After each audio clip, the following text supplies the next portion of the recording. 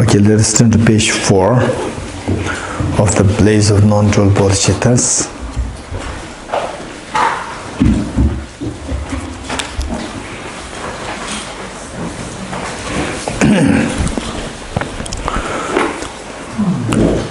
Setting a proper motivation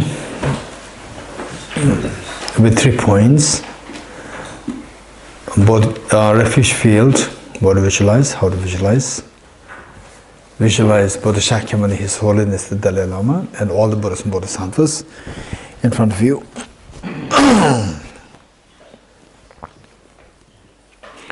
And how you visualize them, that makes a whole difference.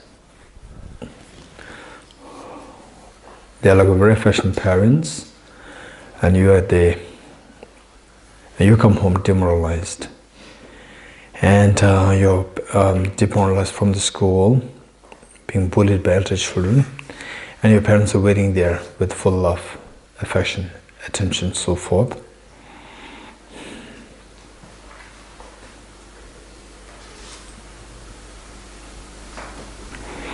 And Bodhicitta field, your 2 parents on 2 sides, and your children, all family members, and everyone here in the Theosophical Center here, and the human beings, animals, insects, the spirits, hell beings, ghost beings, gods and goddesses, and everyone in Finland, in your own country, and in the entire universe, living on the side.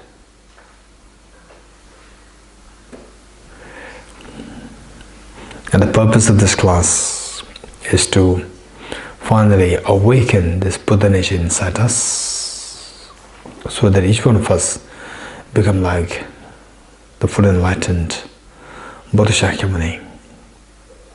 And how to do that is by 2 means. One is the liberating path, the path which actually liberates us and which actually takes us to traverse along the path to Gade, Para Samadhi, Bodhisattva, which is the wisdom of emptiness. And this wisdom of emptiness must be driven by the force of a very powerful motivation, and this motivation is Bodhicitta. And Bodhicitta must be supported by the great compassion towards all sentient beings.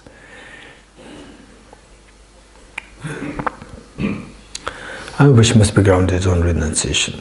So with this aspiration, let us say the verse, Refuge in Bodhicitta verse 3 times. And imagine that you are leading this and all sentient beings are joining you.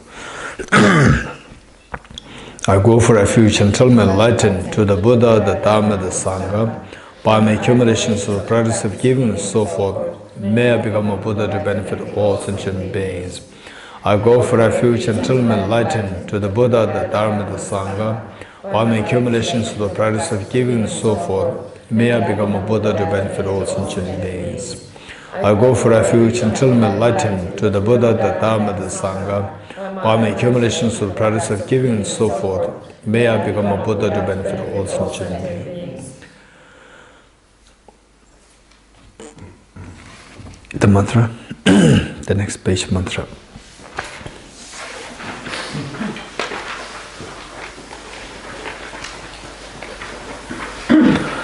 Om ye dharma hetu prabhavam hetum te sham tathagato yavatat Desham chayo nirodha evam vati mahashramanaye svaha Om yedharama hetu prabhavam hetum tesham tathagato yavatat tesham chayo nirodha evam vati mahashramanaye Shramanaye Swaha. Om Ye Dharamam Hetu Prabhava Hetum Tesham Tathagato Yavatat Tesham Chayo Nirodha Evam Vati Mahashramanaye Swaha.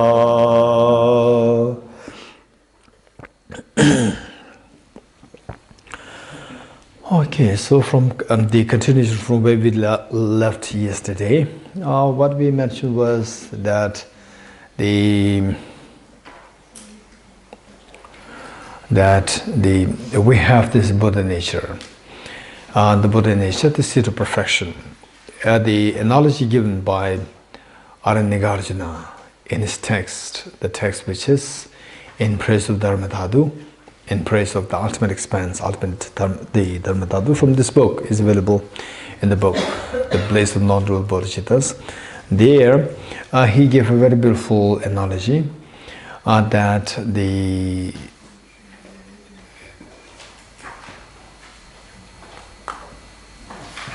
say you want to read the book, and then I tell you, they'll go to room A or room B. You can go to any of the two rooms.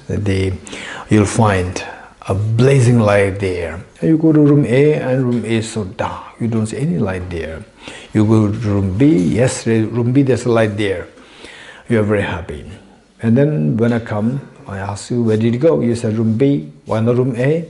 Because there's no light. I said that, yes, there's a light there. And you said, no, I went there. It's totally dark. Then I point to the pitcher, vase, a pitcher.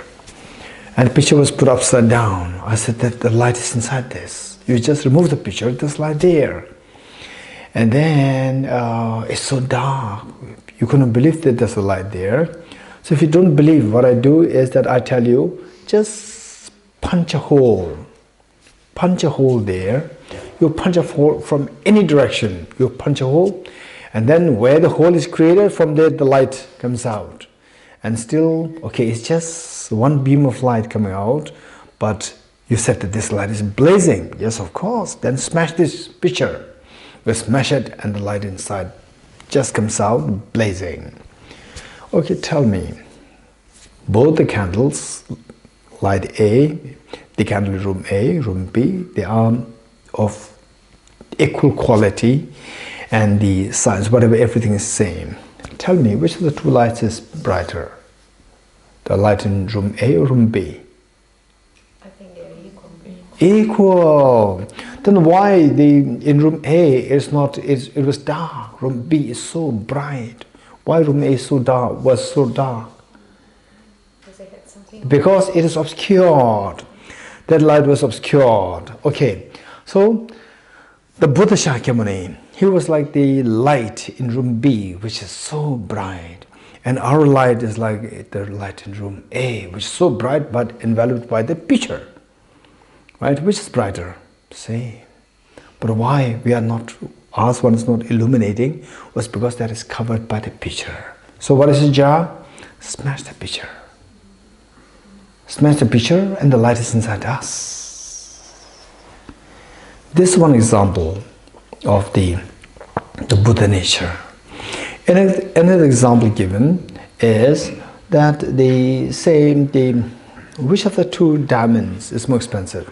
1 kg diamond, 1 kilogram diamond in the showroom, and 1 kg diamond that you find in the ditch, garbage ditch, with very dirty water. Which diamond is more expensive? The same. Huh? They are the same. Which diamond is more expensive? The one in the showroom. Okay.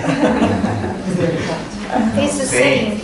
They're both 1 kilogram of diamonds. Yeah, same, but my question is, which is more expensive? No. Huh? The same same problem. No. One in the showroom. Huh? One in the showroom? Yeah. Same. Okay, so if you say one in the showroom means you are not a diamond expert. Diamond expert, there's no difference. In the showroom, 1 kg diamond or 1 kg diamond in the ditch. No, if he or she will just take another 1 minute to clean this up and put it in the showroom, it becomes a showroom diamond. Right? So the Buddha's mind is like the diamond in the showroom. Our mind is like the diamond in the ditch. Both are diamonds, very precious. Only thing is, discover it. So it says that in a beggar's house, underneath the beggar's house, a very thatched roof, leaking and so bad shape, very tiny, very poor beggar. Underneath the ground, there's a huge, massive treasure. And as long as he or she does not discover the treasure underneath the ground of his own thatched house, the person remains beggar. The moment you discover it, you are no more beggar. Perhaps you may be the richest in the country. Right? So this is what the Buddha nature is. As long as we don't discover this Buddha nature, we will remain as a very poor samsaric being. It's continuously suffering.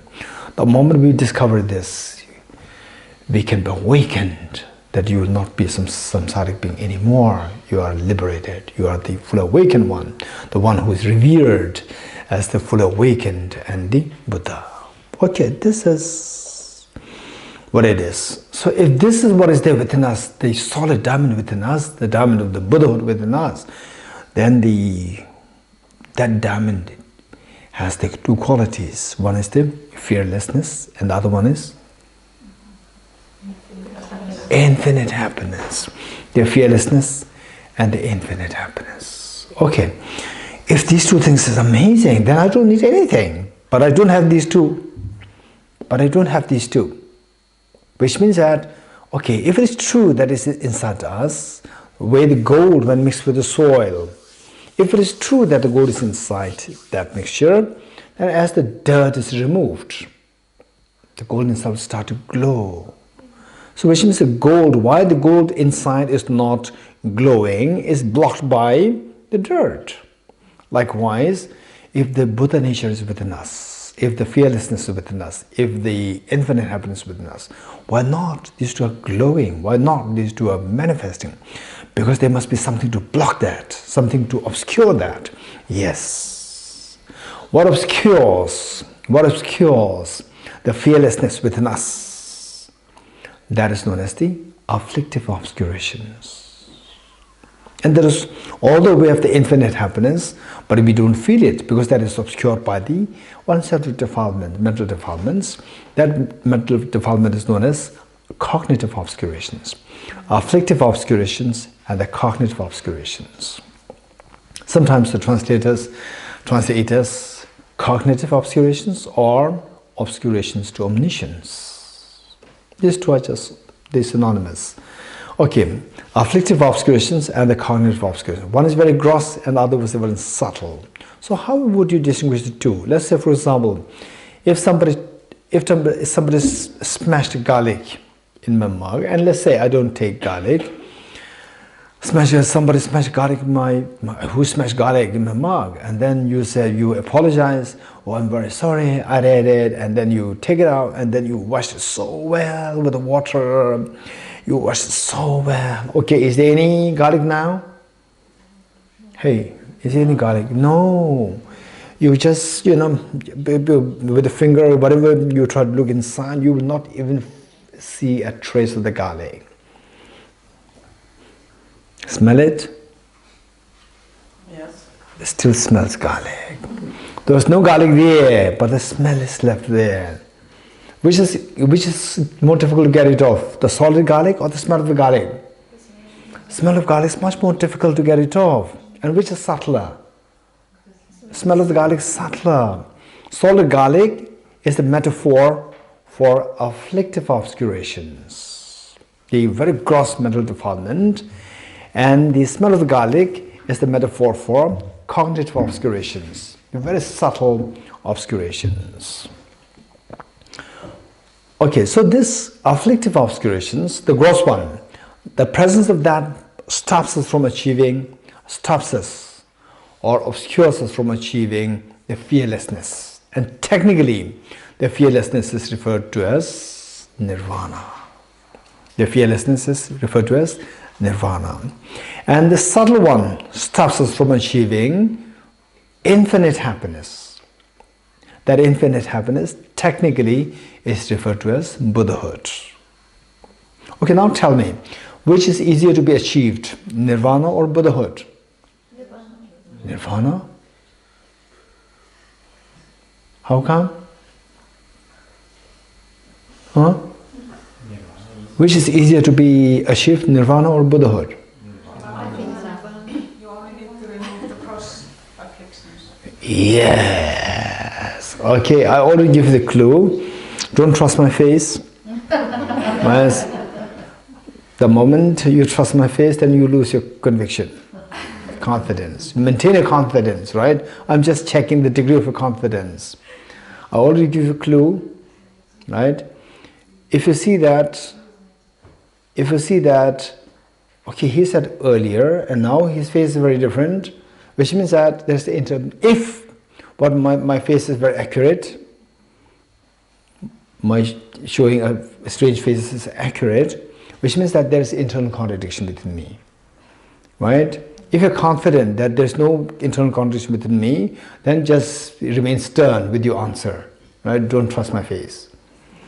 Okay, so with this, my question to you is, which is easier to be achieved, nirvana or Buddhahood? Nirvana. Okay, nirvana is of two kinds. Nirvana is of two kinds. The partial nirvana, okay, nirvana in the form of partial awakening. Nirvana in the form of partial awakening or partial enlightenment, and then nirvana in the form of full awakening too.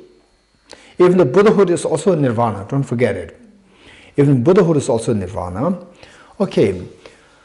A Finland system, I don't know. Say the high school. You have high school. Yes. What age you finish high school? Around 18. 18, let's say 18, and then your university. What age you finish your university? PhD. 35. Well, PhD. Yes, PhD.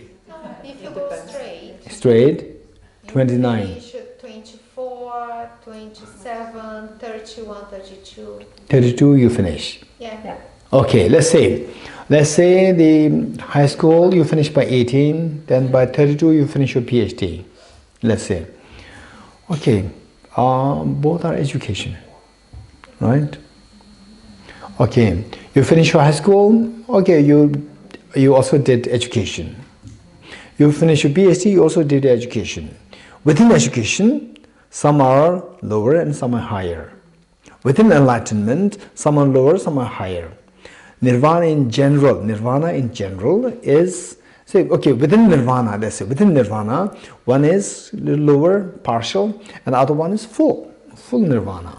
So, nirvana, which is partial awakening, partial enlightenment, and this is the nirvana of the Shravakas, Pratik Buddhas, and the Bodhisattvas. Whereas the nirvana, with nirvana, the full nirvana, or the full awakening, full enlightenment, nirvana in the form of the awakening is the Buddhahood, where all the mental stains are removed. Now let's say, Arhat, somebody who achieved personal nirvana, there the person is here to achieve Buddhahood. Person achieved nirvana, but not yet Buddhahood. And is awakening as the mental defilements removed. What kind of mental defilements is removed? What kind of mental defilement needs to be removed in order for one to achieve just nirvana? Afflictive obscuration. Afflictive obscurations, very good. Afflictive obscurations, very good. And to eradicate and to achieve full awakening, full Buddhahood, what is required? they same that three root poisons? Are they same as the three root poisons? Okay, I'll explain. Okay, what is required to be eradicated? What is required to be eradicated to achieve the full enlightenment or Buddhahood? Afflictive as well as cognitive, both. Or what you said is correct. If you eradicate cognitive obscurations, automatically, if the smell is removed, the gali is gone. Solid gali is also gone. In other words, if you remove the cognitive obscurations, afflictive obscurations automatically got rid of. But the afflictive obscuration, if you got rid of, it's not necessary that the cognitive obscuration is removed. Okay, the next question. What exactly is afflictive obscurations? This is the question. What exactly is afflictive obscurations? Afflictive obscurations is of three kinds. Three kinds. Contaminated karmas. Contaminated karmas. Number 2, afflictions. Number 3, the active seeds of the contaminated karmas and afflictions. Okay. Afflictive obscurations, there are three kinds. Contaminated karmas, afflictions, and the active seeds of the first two. Very good. 3. What is contaminated karmas? Karmas meaning actions, bodily, the physical, verbal, and mental actions. The three physical actions contaminated, the three physical afflictions, three physical actions contaminated by the self-grasping ignorance, or contaminated by afflictions. Three actions, physical, verbal, mental, which are contaminated by, or which are influenced by the afflictions. You may ask me, what is affliction? The next question. Right? Afflictions. Afflictions are the mental factors. Afflictions are the mental factors, the presence of which disturbs us. Afflictions are the mental factors, the presence of which disturb us. Example. Okay, I'll give you example. Okay, example. Okay, this is very important. I'm just simply giving one example. Later on, we need to know what kinds of afflictions are there in the exhaustive form. Okay, examples, for example, and the attachment, anger, ignorance. These three are referred to as the three poisons. These three are referred to as the three poisons: attachment, aversion, and ignorance.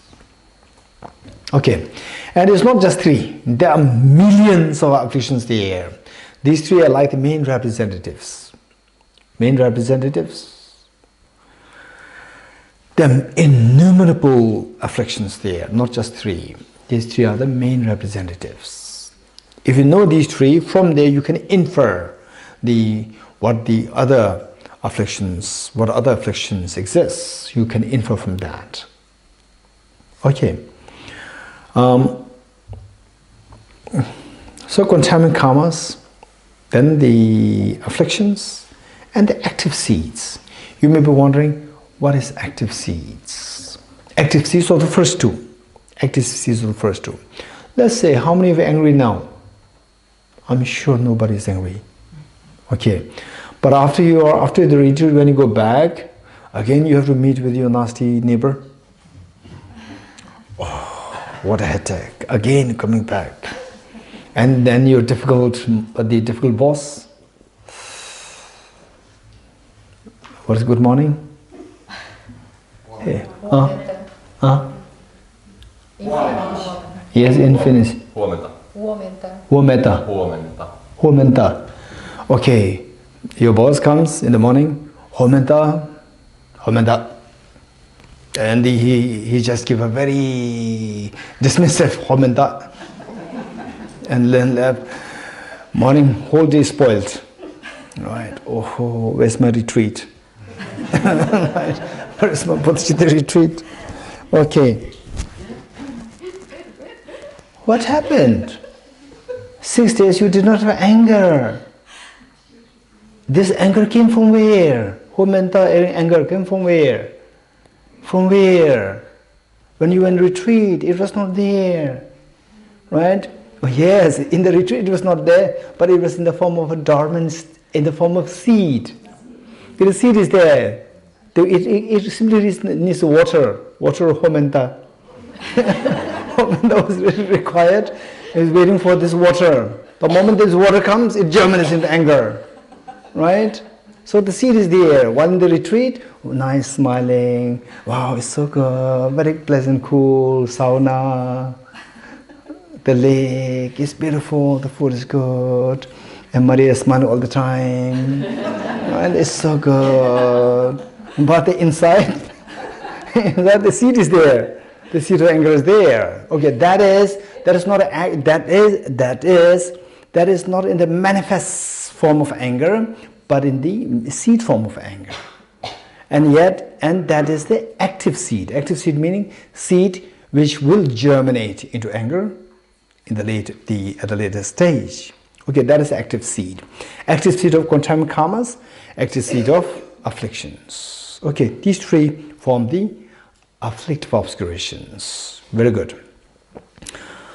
The next is, what is next? Cognitive obscurations.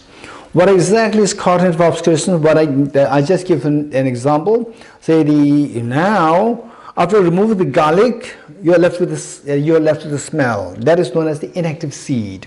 Why that is known as the inactive seed is that this smell will never germinate into anger. The smell of the garlic, after you remove all the garlic, the smell will never become a solid garlic. Likewise, the smell of the garlic, like the metal stain, this seed, there are two seeds there. One is the active seed which can germinate into anger later on or attachment later on. That is the afflictive obscurations. There is another seed which is like a burned seed. Burned seed or like a smell of garlic. Just a smell is left there, and this will never germinate into active seed, the active manifest afflictions. So that is known as the cognitive obscurations. And then, any questions? I said that is the cognitive obscuration. Excuse me? Yes. Cognitive obscuration or what? Cognitive. Cognitive. Cognitive obscurations, or some people translate it as obscurations to omniscience. Obscurations to knowing all phenomena. Yeah. Cognitive obscuration. Any questions? Yes. You referred to the different levels of nirvana. Yes. For the sake of clarity and trying to understand different or match different concepts rather, do they relate to, for example, to the concepts of nirvikalpa and savikalpa, or are they totally different in terms of the state of nirvana? Okay, the nirvanas that I've talked about, yeah, thank you. Nirvana, the different layers of nirvana that I'm talking about is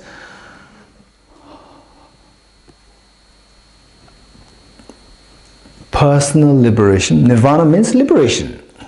Personal liberation and liberation for all beings. Personal liberation and liberation for all beings. Personal liberation meaning, okay, so I achieve nirvana for myself. This is known as personal liberation, which is very narrow. And you achieve the fearlessness, but you don't have the infinite happiness, because infinite happiness is determined by the love and affection, and you don't love all sentient beings the way the Bodhisattvas do. So therefore, you don't have this infinite happiness. You don't have the infinite the enlightenment. So nirvana, the nirvana that you have, a personal nirvana, is not the nirvana in the form of total awakening or Buddhahood. Okay, in this context. Okay, when I'm asking the what next question you have means I'm expecting a question related to what I just immediately said. So I encouraged all of us, including myself, to create the concepts in your mind with a conviction, to accept things with conviction to the best you can. So what I said is that this metal stain like the smell of the garlic, of the contaminant comes the afflictions, and that is the cognitive obscuration. I said it. And what question you might have? Yes, Henrik? How do we get rid of the smell of garlic? Okay. How can we get rid of this? This is one thing. But you did not really ask a question related to what I said. So you are extending it. You are not going into it. It's like inter, not the intra. You are not going into it. Question pertaining to what's inside this. Active seeds, is that the same as imprints? Okay, this is a good question, thank you. Good question, meaning, this is again a little bit digression, but still is very helpful question. Active seeds, again, there are many words. Seeds, imprints, latencies, predispositions. There are many English words. I told you yesterday that the Tibetan words, they are very standardized. Tibetan words are very standardized, although these are the translations. One. Sanskrit is also very standardized because, say, Sanskrit in general standardized. Tibetan in general standardized. English, Finnish, they're all standardized. But Finnish pertaining to the Buddhist philosophy, English pertaining to the Buddhist philosophy, Tibetan pertaining to Buddhist philosophy, the Sanskrit pertaining to the Buddhist philosophy. It varies whether some are standardized, some are not. Sanskrit is standardized pertaining to the usage of the vocabularies, very standardized. You cannot really freely use any words to understand anything. Tibetan is very standardized.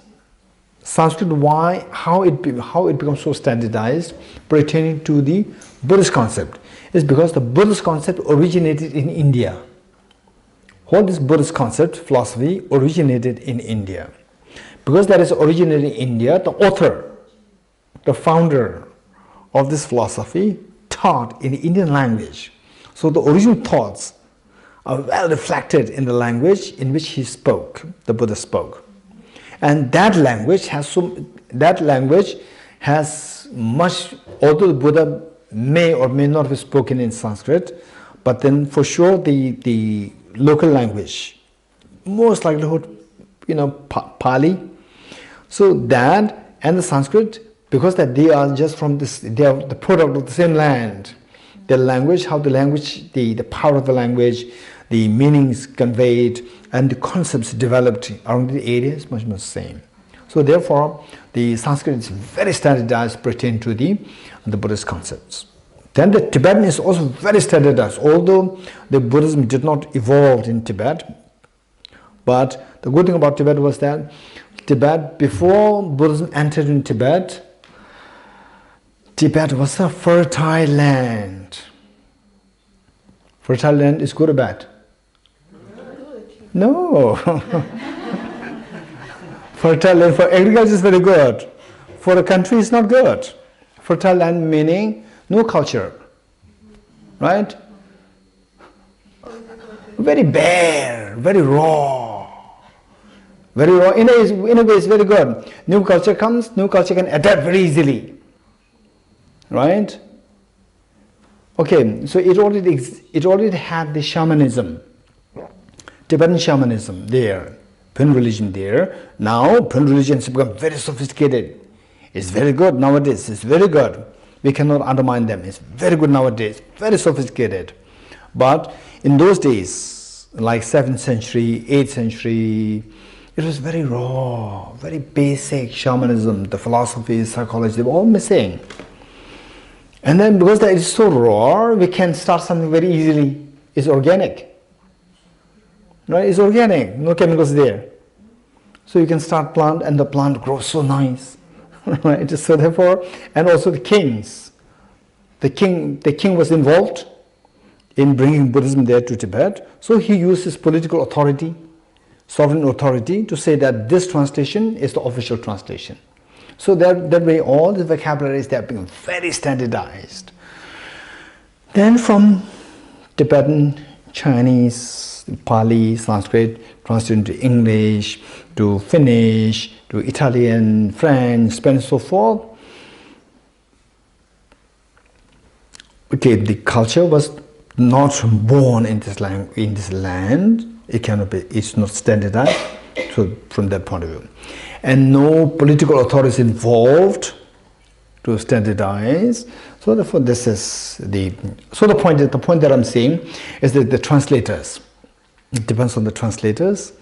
Translators to use the words like imprint, propensities, the predispositions, latencies, seeds, all these, and the words are there. So there, the best thing is you should know the concept so well. You should know the concept so well.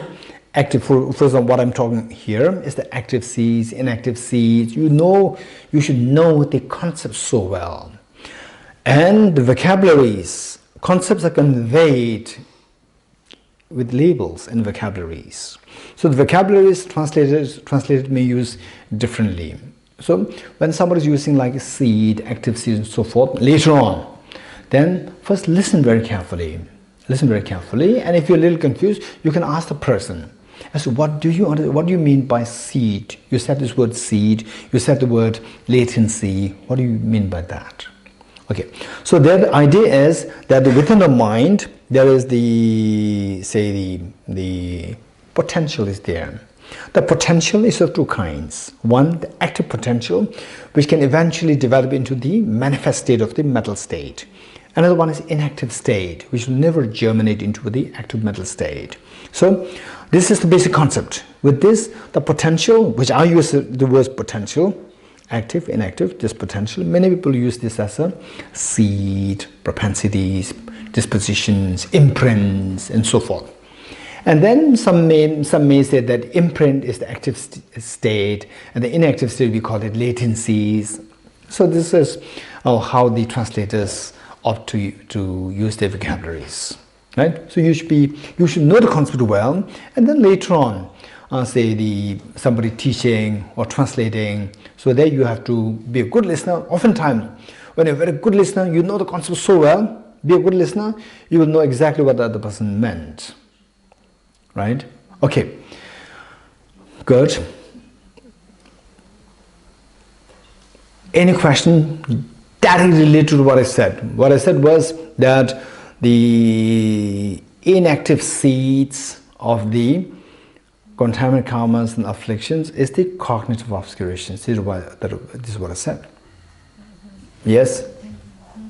I feel quite brave to ask this question, but since you mentioned shamanism, yes, the origin of shamanism, so I came to think, how do you see the connection between Dzogchen and shamanism? Okay, this I think the Professor Norbu, he's a great practitioner, great scholar of the Dzogchen tradition. So what he said is that the essence of not really shamanism, essence of Pembo tradition, has the content of the Dzogchen. This is what he said. This is what he said. Okay, I don't want to elaborate more than this. Yeah. And shamanism, don't equate shamanism and the Pembo religion. Pembo religion is so rich, I told you, it's very rich, and very rich. Okay, and then the Dzogchen tradition, very precious teaching, that Professor Namgyal said that it is content there. It is content there in the Pembo religion. This is what he said. Okay, so my question, yes. Yeah, I can see the problem with active seeds, but what is the problem with the smell, with the inactive seeds? What is the problem with that? Okay, this is a good question. The problem is that it stops us from becoming enlightened, from the achieving Buddhahood. Because this is cognitive obscuration. Inactive seed is a cognitive obscuration, which means the presence of that stops us from achieving Buddhahood. Right? Yes. So, what is the smell? The cognitive obscuration in reality, in me. I have the afflictions, but once they're gone, how do I know? How do I recognize the smell? Wow. I'm used to the garlic smell. I can smell it myself, but everyone else can smell it. But how do I know if I smell? This is a question that I'm expecting. Thank you. This is a question that I'm waiting. How does this, what does this smell like, number one? Number one, what does this smell like? I only have the experience of the solid garlic all the time, right? I can't really imagine. I've never smelled a garlic without the solid garlic there, right? What does that smell like? Okay, in other words, what exactly is cognitive obscurations? What is that smell? What is that cognitive obscuration? Okay, your name? Marika. Huh? Marika. Marika has to remind me what exactly smell. In other words, to put it in a very technically correct the vocabulary, you have to ask me, you have to remind me, what exactly is cognitive obscurations? What exactly is cognitive obscurations? You're getting this question that you should remind me. Okay. Not now. Okay. Only after explaining what emptiness is. Then you'll understand it. You're getting it? Okay. With this, once you know that, okay, we have the mental stains, and the mental stains, the gross and the subtle. Gross one is known as? Gross one is known as affliction or afflictive obscurations. Afflictive obscurations, not afflictions, afflictive obscurations. And subtle one is known as? Cognitive obscurations. Okay, very good. And the afflictive obscurations is of how many kinds? 3 kinds. What are they?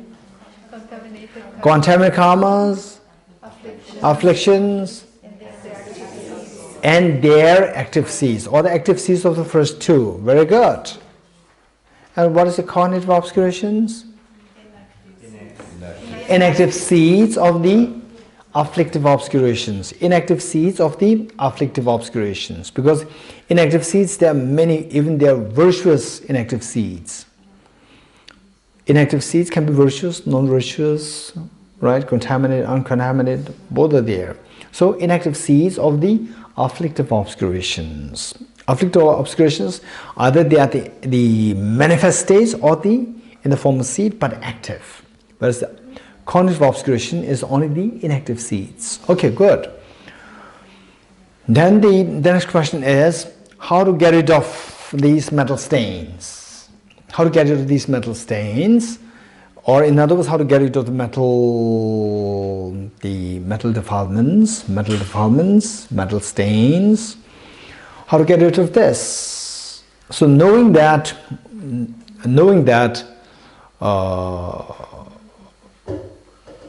okay.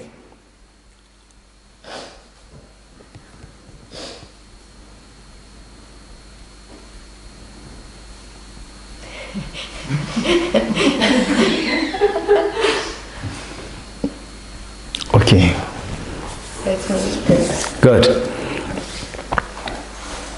So how to get rid of these mental stains? So yesterday what we learned was that all these problems somehow they are rooted to the ignorance. There are 2 ways of removing the mental dirts. 2 ways of removing the mental dirts. Right? One is in the form of suppressing the mental defilements, suppressing. Just a temporary defilement, a temporary removal, a removal of the manifest form, just suppressing. Other one is removing from the root. One is suppressing and the other one is removal from the root. Okay, let's say that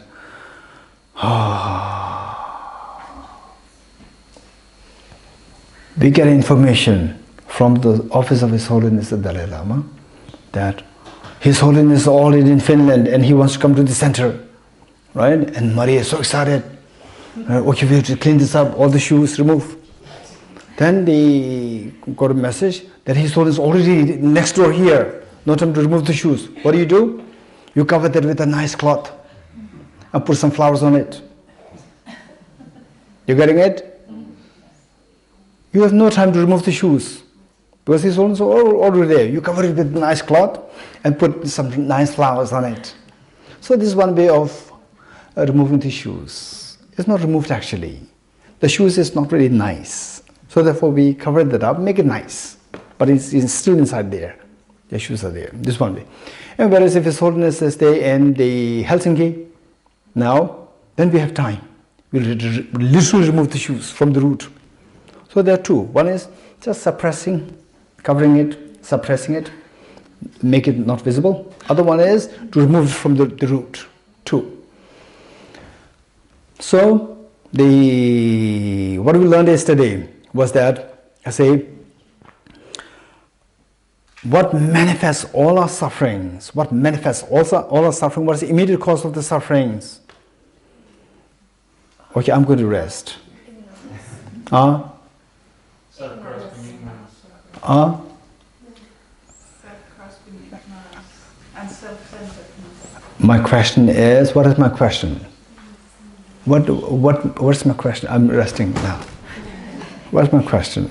Unless you give me the question, I'll relax. What's my question? I did not say this.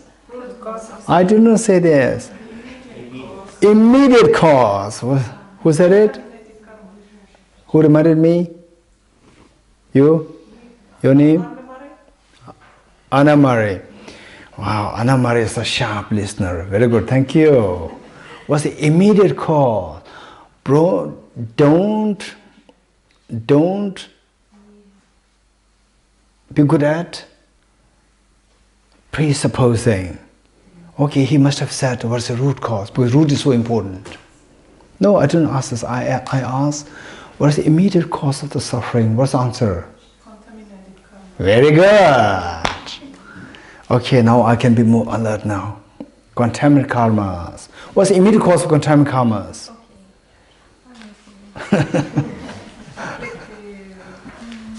What is the immediate cause of contaminated karmas? I'm again resting. Gross afflictions. Gross afflictions, very good. What's the immediate cause of gross afflictions? Inappropriate attention. Inappropriate attention. What's the immediate cause of inappropriate attention? Self-grasping. Self-grasping ignorance. They're coming from here or coming from the book? Coming from here or coming from the book? From the book. At the moment, for the 6 days, this book is going to be active. After that, this book will go whole one year holiday. You getting it? So therefore, this book must be here. So all this must come from here. Yes, Henrik? A question about semantics. What is specifically meant with elaborations of self-grasping ignorance? Okay, very good question. What is elaboration? So in the text it says that elaborations, these in turn arise from elaborations of self-grasping ignorance, and self-grasping, this one is what I added. The root text is just elaboration. And how you know that I added? Don't worry. Then how do we know the root? Don't worry, it is put in the bracket. In the bracket means it's not from the root text, it's the translator's edition. You getting it? So don't worry. Root is not in bracket. Rest of what I added, they're in the brackets, which means that this is my addition. For clarification, not just addition, it's a clarification of what it means. And this is how Nagarjuna would interpret. But because it's not in his word, the explicit word, we put in bracket. Elaboration. It's your job. The Mariko, right?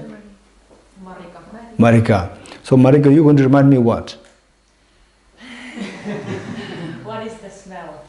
No. What is the cognitive observation? What is it? In future, don't ever say that, wow, Geshe Dorji, this retreat is amazing. What amazing? What did you learn? What's the smell? Don't say this. Make it very professional. Right? Marika. Marika, make it very professional. Somebody says, what way it is very profound? What exactly is cognitive obscuration? You getting it? What exactly is cognitive obscuration? Don't say, what is the smell? Then, what is this? Well, this you don't have to go to a retreat. What is smell? Everybody knows. Right? Make it very professional. What is cognitive obscuration? Okay, now Henrik, your job is to ask self-grasping ignorance, why that is referred to as elaboration, semantics. You getting it? Why self-grasping ignorance is referred to as elaboration by Aranyika. This is your job. You can ask me after completing emptiness. Okay, so so if these questions are not responded by me, I'm not responsible. Because I've assigned people to remind me. It is their failure to remind me. I'm not responsible when I leave on 19th. Right? From 19th I leave from here. Okay, so they should remind me. Good. Now, we can go into emptiness. But before that we have to know how to tackle emotions. How to tackle emotions, and then you will see the relevance of the wisdom of emptiness. Wisdom of emptiness, so precious. However much I may say that it's so precious, you will not feel the weight. Only if you see the benefit, then you'll realize that it's so precious. Okay, for that matter, let me give you the example of, say, the first, okay, Anne Maria said what? Well, the immediate cause, what's the immediate cause of all the suffering is what? Contaminated karmas, that is on the surface. On the surface most, which is so visible. For example, I become angry, then I bang the table, I use abusive words. These are what is so visible to you that he is angry. This is the physical expression. Physical expression, verbal expressions. And the mental, very gross. These three are on the surface. Then these three actions are coming out from the thought processes. Thought processes which drive the destructive actions are known as afflictions. Then number 2 is afflictions. Afflictions dictate your physical, verbal and mental actions. So contaminant actions, underneath that is the afflictions. And what made you, oh, this is nice, this is not nice, he's very judgmental, he's a very unkind person, oh, he's amazing. All these thoughts are coming because of the, you see a quality there, quality of good and bad. Quality, exaggerated the qualities, exaggerated the characteristics, exaggeration, that is inappropriate attention. And inappropriate attention, the ground for the inappropriate attention is seeing the dreamlike phenomena as objectively real phenomena. Seeing the dreamlike phenomena as objectively real phenomena. Right? Okay, so we see that on the surface is wave, very ferocious wave-like contaminant karmas. And beneath that is the water bubble-like of gross afflictions. Beneath that is the tiny sand-like inappropriate attentions. And then beneath that is the little wavy, pervasive, wavy form of the water, self-grasping ignorance. Wave, okay. How many of you have seen a very clear the stream or very clear ocean or lake? Very clear ocean or lake. How many of you have seen that? Okay, good. In case if there's a very ferocious waves on it, can you see the clarity of the water? You will not see the clarity. So this ferocious wave, where the clarity is not there, this is not the true nature of the water. So first, if you really want to see the clarity of the water, what you do, you should stop the ferocious waves. Once the ferocious waves are stopped, then inside you will see the bubbles. The bubbles. Do you notice that? Waves, instantly the waves disappear, you look at it, you see the small bubbles there. And the bubbles disappear, then you see the tiny sand particles there. And you remove that, then you will see the very gentle wave, not wave, gentle movement of the water inside. Very gentle movement, not really movement like this, moving from one place to another, just movement like this water. You settle this, then you will see the clarity of the water. You're getting it? Clarity of water is the true nature of your mind. True nature of the mind will become manifest when the gross one is settled, then the bubbles are settled, then the tiny center settled, and then the very gentle movement of the water is settled. Then the purity will come out. Okay, for that matter,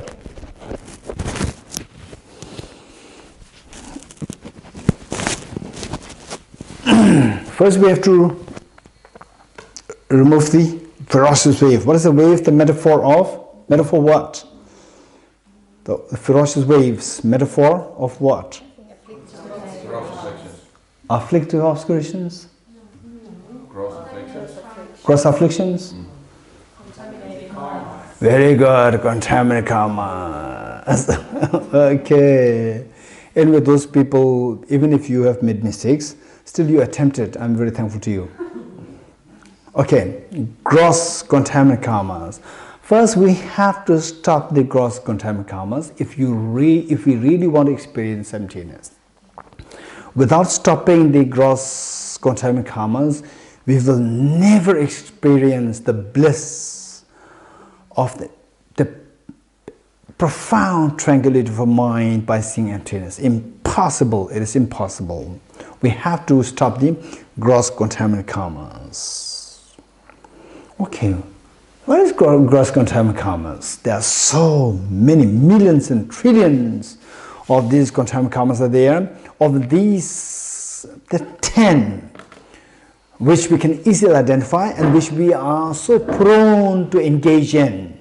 10 which we can identify them easily, and also that we are so prone to engage in them. These are what the Buddha identified for us as a first step for us to identify and abandon them. This we have to abandon. If we don't abandon them, no point. Then the study of emptiness will just make you intellectual. That's it.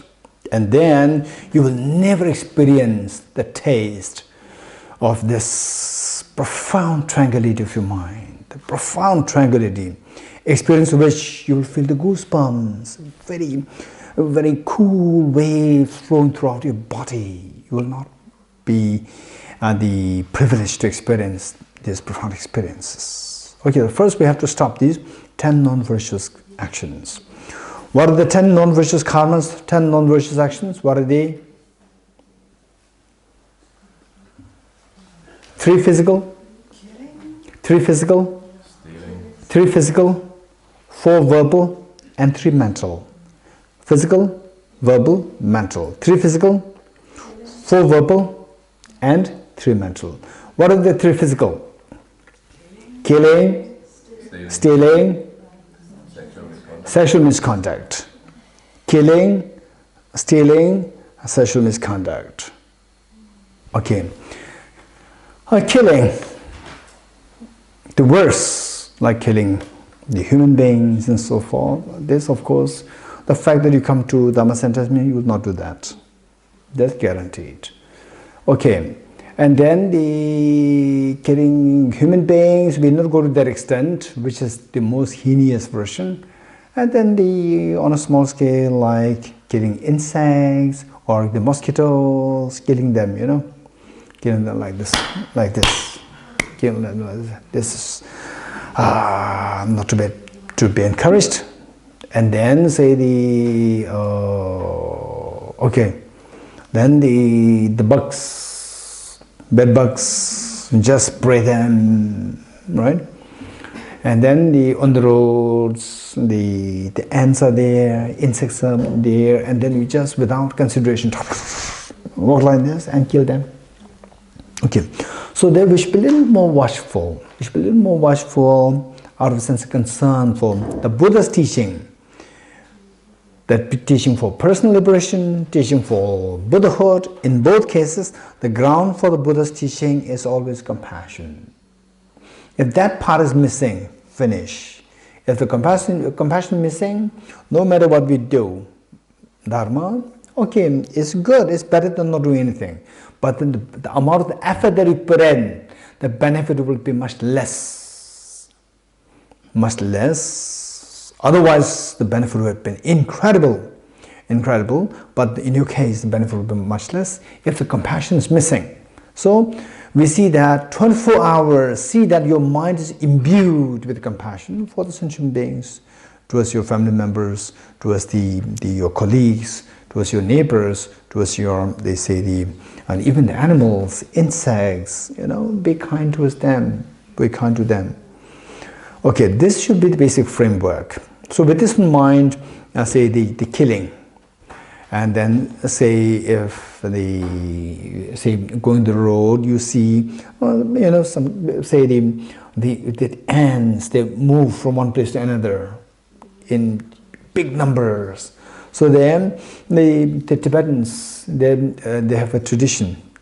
Maybe in Finland or there may be this tradition, but they do that because for them to really move the ants, impossible. The millions are on one side and then move another. They will not stop. If you say, hey, stop, they will not stop, right? So for that, then what they do is that they put some some pebbles, line up pebbles there on the road, and then sticks line up there to tell people, anybody who's coming there, don't step on this.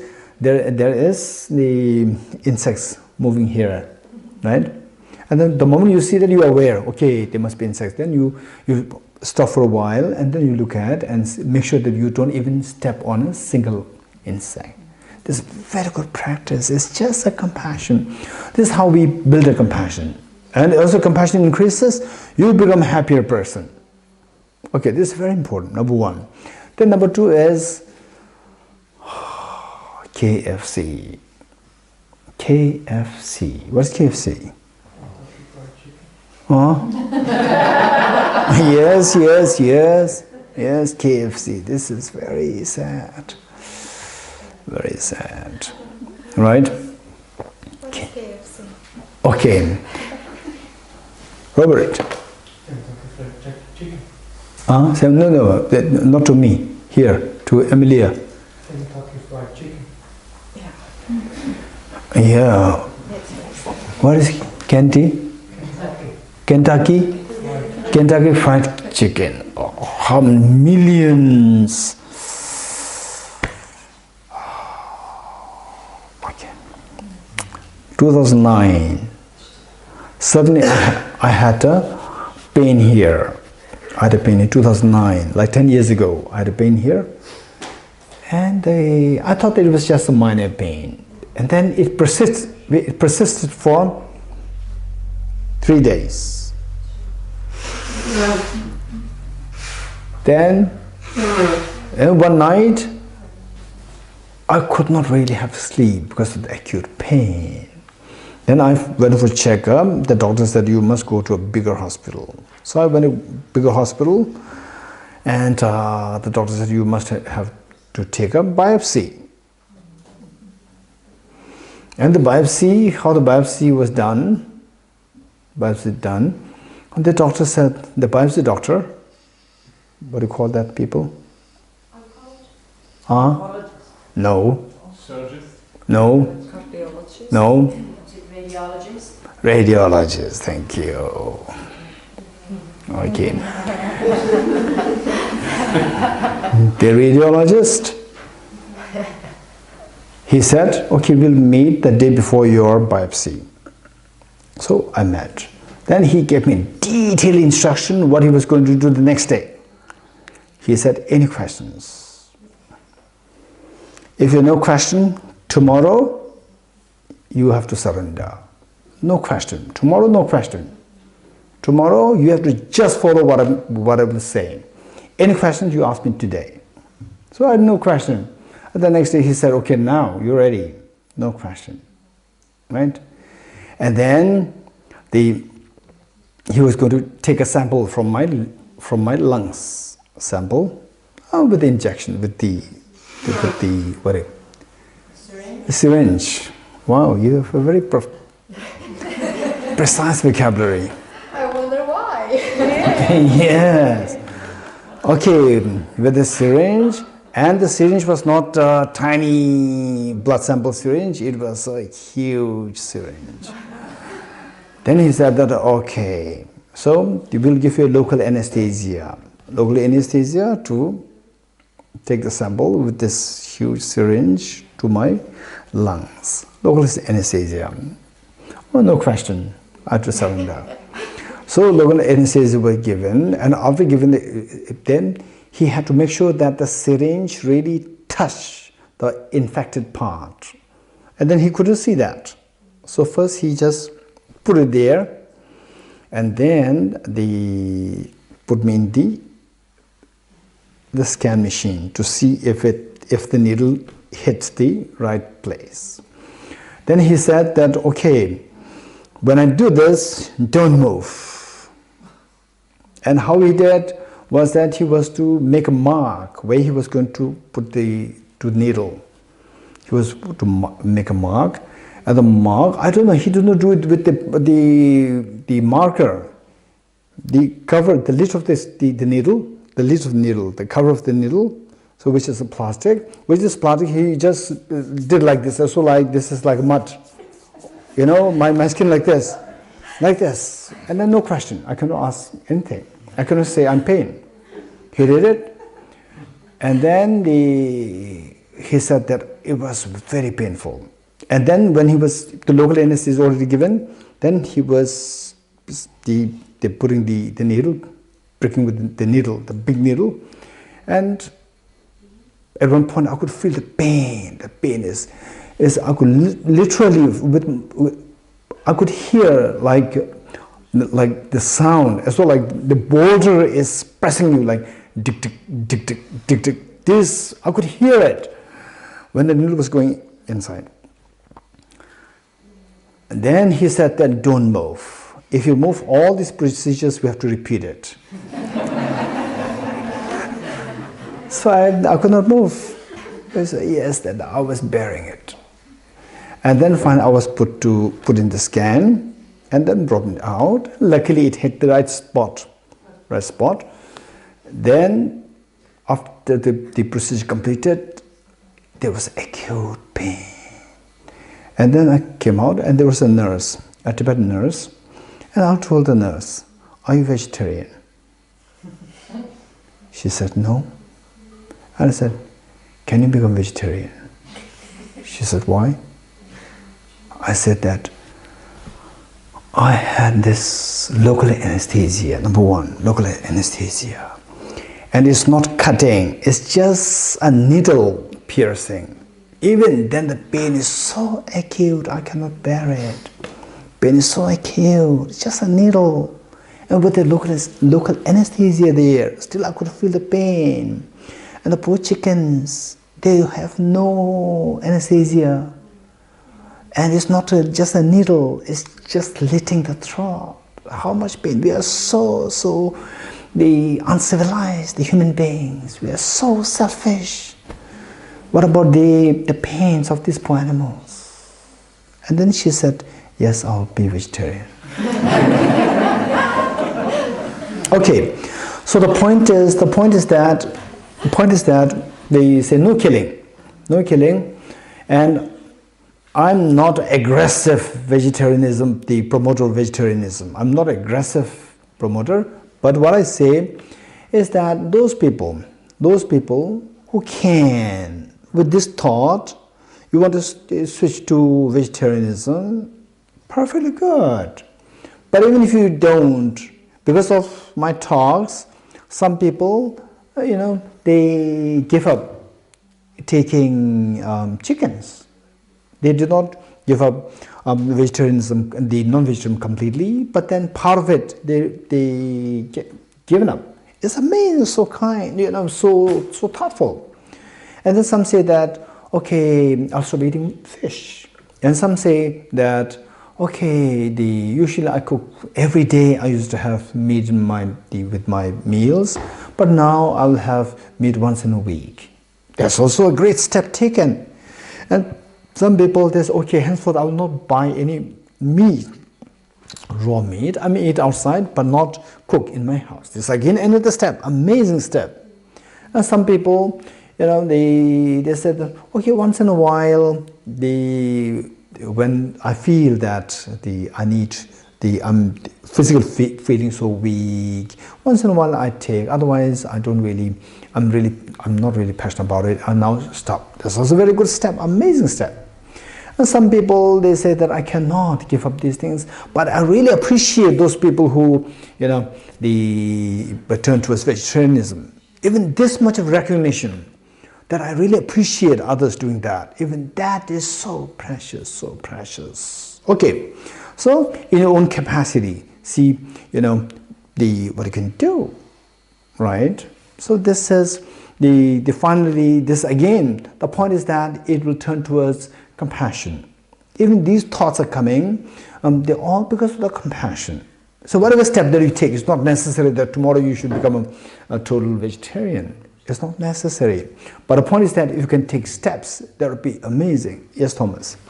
But halal slaughtering hurts very much. But do you know chakka slaughtering, chakka way, that all, cutting whole head with the one strike. It doesn't hurt. It's like a very quick shock. They don't have any time to feel or sense anything.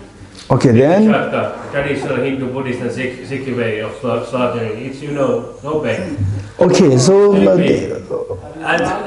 Baba Viveka, great Baba said that if you don't kill the animal, there is not anything. The substance of meat, it doesn't hold any contamination or evil in itself. It's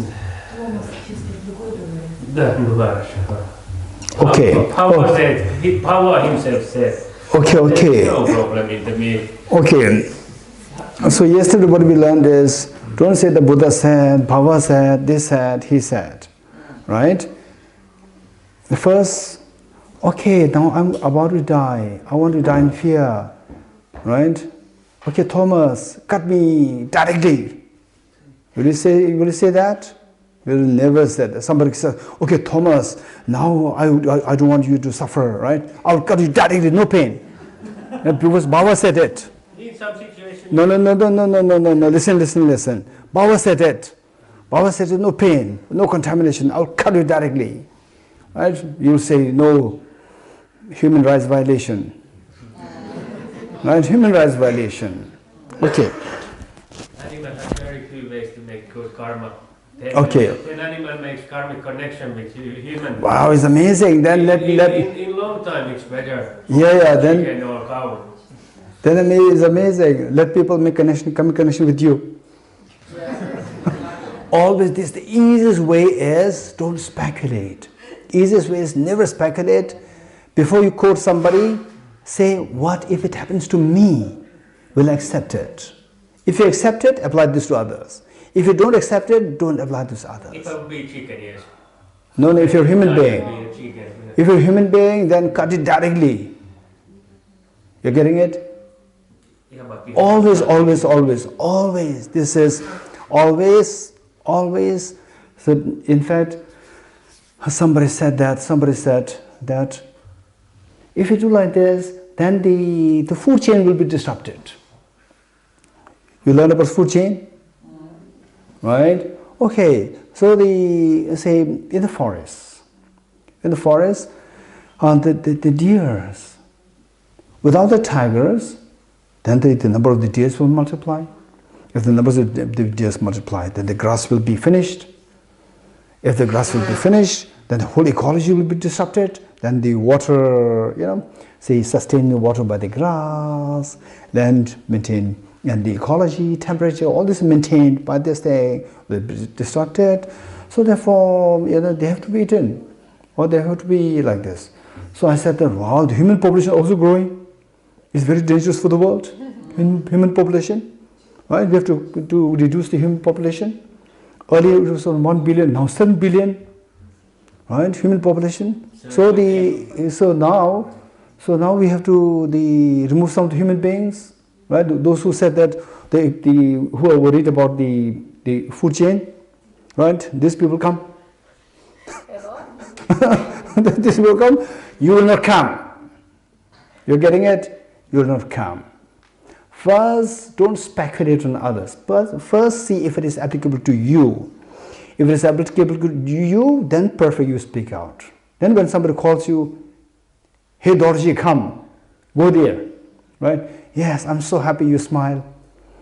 Whereas if this is not happening to you, your self-centered attitude is operating, other self-centered attitude is also operating. If you feel the pain, others also feel the pain. Right? And just as you said that if I'm a chicken will also say if I'm a human being. If I'm a human being, you can kill me. If I'm a chicken, don't kill me. He'll say this. You're getting it? So therefore, always apply this to you. If it's not applicable to you, don't think of applying to these others. Okay, this is very important. Okay, that is the killing. Stealing, killing, sexual misconduct. And for sexual misconduct, what I would suggest is that Lama Tsongkhapa's 3 volumes, the great treatise on the stage of bodily enlightenment, 3 volumes. The first volume has a lot spoken on karmas, and particularly the 10 non-virtuous karmas. It's really explained there, you read from there. The first volume of Lama Tsongkhapa's book, what is that? The great treatise on the stages of the path to enlightenment. In Tibetan, it is Lamrim Chemmo.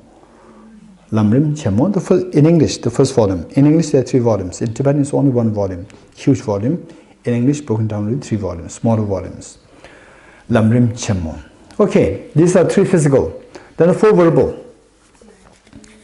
What are the 4 verbal? Divisive speech. Divisive speech. Lying. Gossiping. Harsh words, harsh speech. Very good. Okay, lying, slandering, or divisive words, slandering, lying, slandering, harsh words, idle gossip.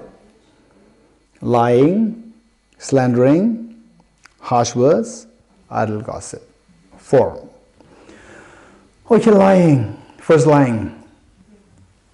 Lying, generally speaking, and I would say nowadays, the lying in the context of the ordinary people will be much less nowadays. Okay, but still, even for informed joke, even for the sake of joke, sometimes just to tell a joke, you just tell lies. Not really, people call it a white lie. I don't know what that is, right? They're telling lies, just to make a joke. April Fool. April Fool. Do you observe it here? Yes. Yeah. April Fool means to fool somebody by telling lies, right? So this is not really right. Not really good idea. Not really good idea. So to the best you can. To the best is not that 100% tomorrow you should be totally lie-free, right? To the best you can always try to take steps to stay away from telling lies, even for zest, even for joke. Stay away from telling lies to the best you can. Number 1. What is number 2? Slandering. Slandering or divisive words. In other words, say 2 friends are there, and then you say something to divide the 2, to split the 2, to disrupt their friendship. This is extremely a strong negative karma. We should be very careful to make sure that it doesn't happen. So this the consequence is that in the future you will never have a reliable friends. In the future, as a consequence of that, splitting other people from the friendship, the consequence is that you will never have very reliable friends in the future. Some people, they have extremely reliable friends, reliable children, reliable parents, reliable boss, reliable the colleagues and so forth. Some people, they never have any reliable person. Everybody deceives the person.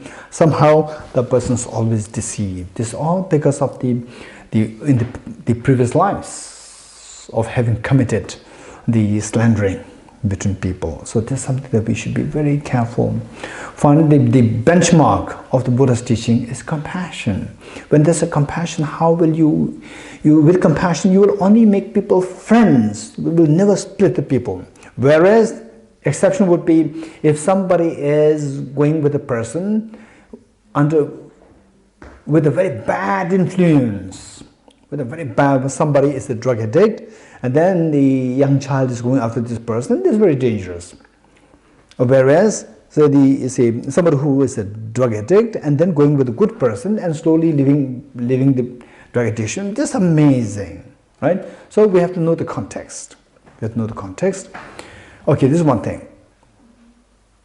Then what is next? Harsh words. Okay, harsh words. Usually, we can't really use harsh words towards the strangers. We can't really use harsh words towards the strangers because it's not easy. If you use harsh words towards the strangers, they will say, "Who are you?" Then they will sue you, right? It's not easy. You know that it's so not easy. But your parents could be the first person, the most immediate victim of the harsh words. Parents will, generally speaking, your parents, particularly your mother, will not sue you. Right? Mother will bear it. Harsh words. Okay, that which be your mother, particularly those of us who still have your mothers, you are very, very, very fortunate. Very fortunate. Very fortunate. So make sure that you're being very kind to your parents, and particularly to your mother. Fathers usually, when they say harsh word, fathers say, look at it like this, but the mother generally will not do like this, right? Generally speaking. Okay. Okay, people may think that he is very the feminist. Right? Okay, this is a fact. Okay. Anyway, that's very strange. The boys usually, they are little, well, they can be harsh, not really too harsh, but using harsh words towards the parent, even the girls also, but then it's a little more difficult to do it with the father, generally speaking. But the mother is much easier, right? So the mother is going to be the first victim of your harsh words. So this is where we can go wrong. Okay, just raise your hands, those who still have your mothers in life. Raise your hands. Very lucky, most of you. Very lucky. Okay, raise your hands, those who still have your father. Very lucky, most of you have your father and mother. Very lucky. Okay, in my case, I lost my mother when I was 5. Right? And believe it or not, when I was age, I think like 16, 17, 18, somehow I don't know what kind of change happened to the psychology, or I become more mature. Then just somebody, mentions my mother's name, somehow I cannot control my tears. Somebody just says my mother's name, somehow I cannot control my tears. And then I lost my father when I was in my 30s. So there, my father was very lucky in his last days. All 3 children, they're already grown up. They're already grown up and they're on their own feet. And then all 3 of them are nursing the father in his last days in his bed, nursing them financially, morally, physically, well looked after. And then the last days I was traveling on official travels, making official visits, official travels. So suddenly I heard the news of the loss of my father. The moment I heard the news of the loss of my father, just imagine what's my reaction. What's my spontaneous reaction? Can you guess? To cry? Huh? Did you cry? You wish you were there? No. You was with your mother? Huh? He was with your mother. He was, I was with my mother. no, your father. Both. Aberration, or what is? No, your father has joined your mother. Oh no. You prayed? No. That's just life. Huh? That's just life. No. You were happy that how the transition. No.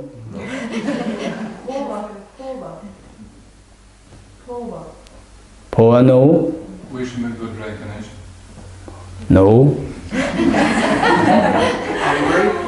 Very likely you cannot guess. Anger. No. Happy. No. Can guess. Huh? Can guess. Short. No. Liberation. No. No. Where he did die? Huh? Where he did die? Where your father did die? In which place? Dharamsala. Dharamsala, okay. Because sometimes when people die in Bodh Gaya, they are very happy. You know, but Okay. they did Dharamsala. So what was your reaction? You had a couple of sadness. Okay. My immediate reaction was that, how I wish I had the same honor of having served my mother when he was in his last days of his bed. How I wish I had the same honor. I'm not saying, I'm able to serve my mother. No, how I wish I had the same honor. How I wish I had the same honor of serving my mother in her last days. I was just 5 years old. What can I do? Right? Because my mother passed away in a very difficult situation. My father was very lucky. So I wish, how I wish, and today, I'm saying this, today, if there is somebody who can dictate, somebody who died to return, if there's somebody, I always tell this to people, that today, if there's somehow by miracle, I can meet somebody who can tell me that, okay, I'll give you mother, right? Then I'll ask him, okay, you can give my mother for 1 year with me. If not 1 year, 1 month. If not 1 month, 1 day. If not 1 day, at least 1 hour. Whatever I have, I'll be so happy to give it to you. Whatever I have, I'll give that to you. Let me have my mother for 1 hour with me, so I'll make her happy. I will serve her. I will make her happy. I did not get this opportunity. Whereas most of you have your mother still alive. You're so fortunate to get this opportunity to serve your mother. Okay, this is so precious for us. So therefore, the point is that knowing this reality, then think of refraining from using harsh words with the mother. The moment the mother, they don't expect anything from you, generally speaking. The mothers, they don't expect anything from you. The only thing they can expect from you is your love. This is so important. We have to recognize this. In fact, what happened was, it's not just only the mother, the father also. There was a father and a daughter. The father was in Hong Kong, and the daughter left for America. And then every year she comes for holiday to the father's house in Hong Kong. Not Hong Kong, Taiwan. And the daughter taken for granted, my father, okay, what present should I, get? He has everything. And she does not come with any, the gift for the father. And the father is always happy to have the daughter every year for holiday, like 1 week, 2 weeks. And then after a while, the daughter realized something, that all other daughters, all other sons, when they go to, after about a year, when they go to see their parents, they always take some, presents with them. I never took any present to my father till date. And then that year, this was a kind of recognition that came to him, it came to her, this awareness. And then suddenly, again she was on holiday, she was with the father, already reaching there to the father. Again, this thought became so strong in her, again I forgot the gift. So what gift? So she did not bring any gift. So what she did was that in one envelope, she put $300, $300 US, and then gave it to the father, saying that this is my gift for you. Believe it or not, what the father did, he picked up the envelope and then touched his heart so closely. She was so happy to get this gift, from the father, from the daughter. He was so happy. And many people will think that he is so fond of dollars. For sure, many people think that. Because what it has is just $300. He was so happy. Okay.